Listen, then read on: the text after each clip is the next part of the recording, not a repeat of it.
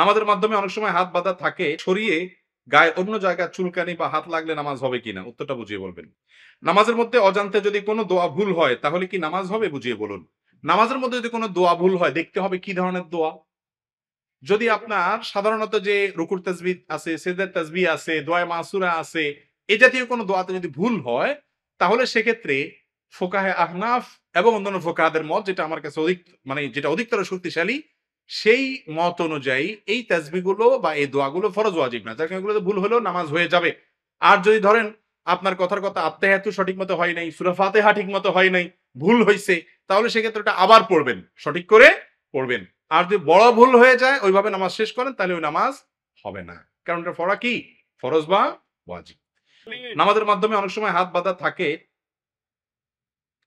হাত বাঁধা থেকে সরিয়ে গায়ে অন্য জায়গায় চুলকানি বা হাত লাগলে নামাজ হবে কিনা, উত্তরটা বুঝিয়ে বলবেন। খুব দরকারি প্রশ্ন।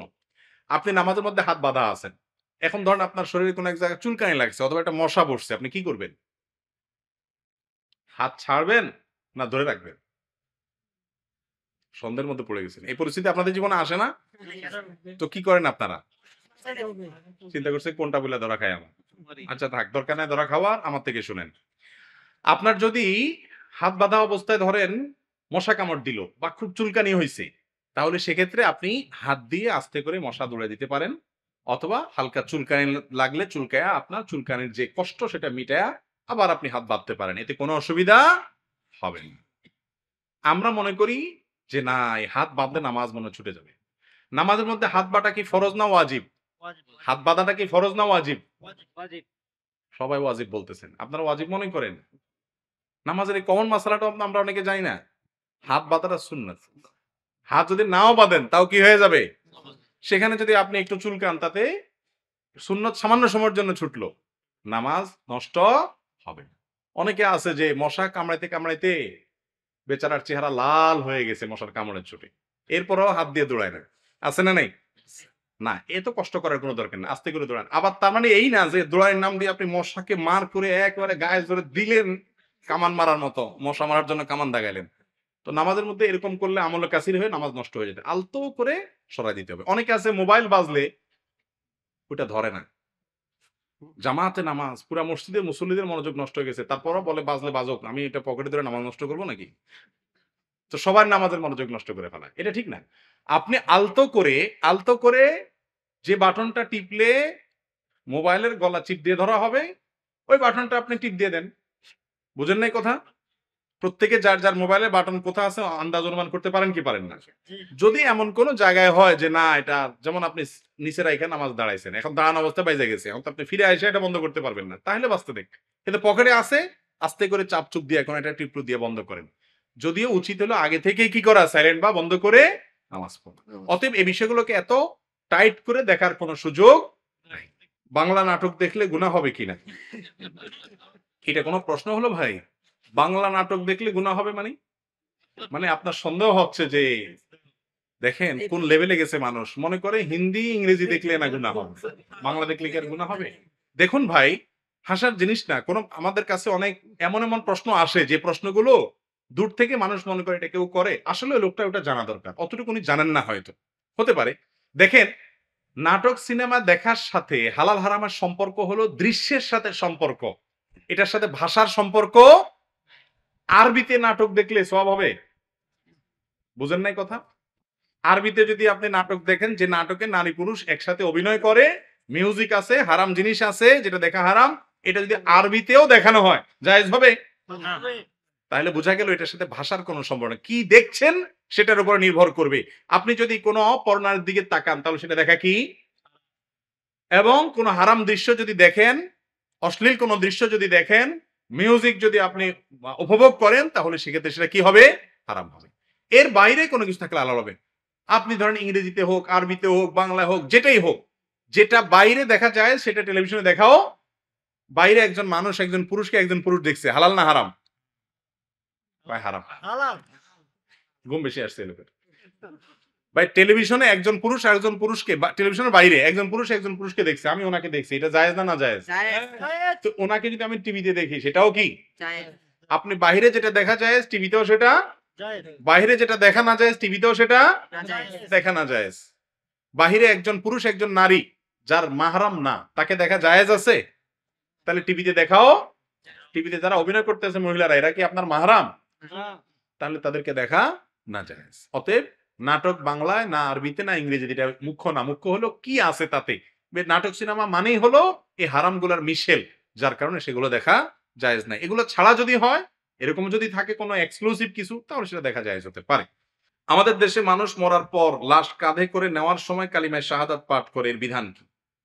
দেখুন, মৃত মানুষের লাশ কাঁধে করে নেওয়ার সময় সাহাবা একরাম রিদওয়ানুল্লাহ আজমাইন তারা খুব গম্ভীরভাবে নীরব থাকতেন এবং চিন্তা ভাবনা করতেন যে আমাকেও এই সময় এরকম এক সময় আমাকেও এরকম কাঁধে করে নিয়ে যাওয়া হবে এবং এভাবে মানুষের জীবনের পরিসমাপ্তি হবে। তারা খুব গুরুগম্ভীর ভাবে চিন্তা করতেন, ভাবতেন, ভাবনার জগতে ডুবে পড়তেন, অন্য কিছু করতেন না।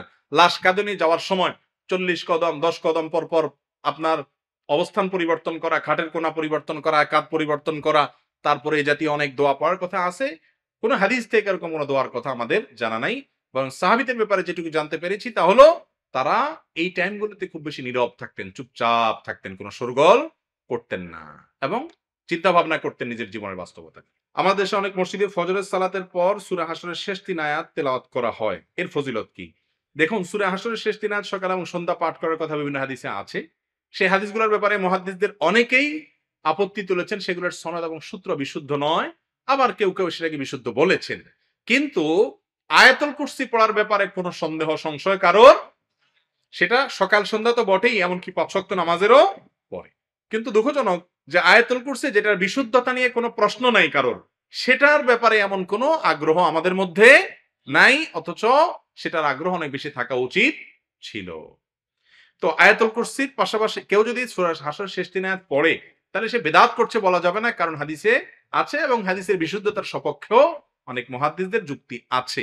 কিন্তু আপনি যদি সনদের শক্তিশালী হওয়ার দিক বলেন, তাহলে আয়াতুল কুরসির চাইতে সন্দেহাতীতভাবে অনেক বেশি শক্তিশালী সূত্রে বিশুদ্ধভাবে প্রমাণিত আপনার এই সূরা হাশর শেষ 3 আয়াতের চাইতে কোনটা? আয়াতুল কুরসি।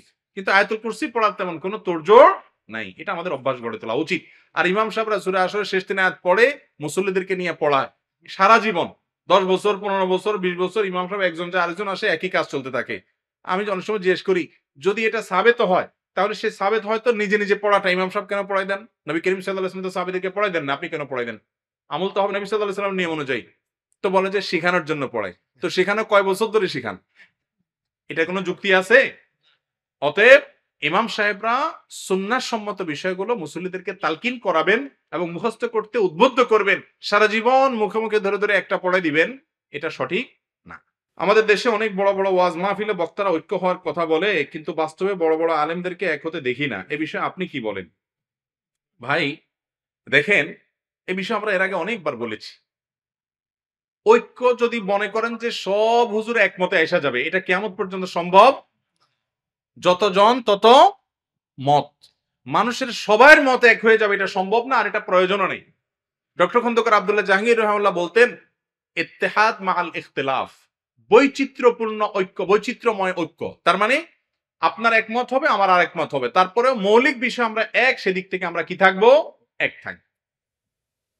অনেক বিষয়ে মানুষের ভিন্ন মত থাকা সত্ত্বেও ঐক্যমতে আসতে পারে কি পারে না মৌলিক বিষয়ের উপরে, সেই চেষ্টাটা থাকতে হবে। আমি তো বলি যে ঐক্য সে অর্থে, যে অর্থে আপনারা মনে করেন সবাই এক কাতারে চলে আসা, ওইটা যতটা দরকার তার চেয়ে বেশি দরকার হলো পরমত সহিষ্ণুতা, অন্যকে ধৈর্য করা, অন্যকে সহ্য করার মানসিকতা থাকা।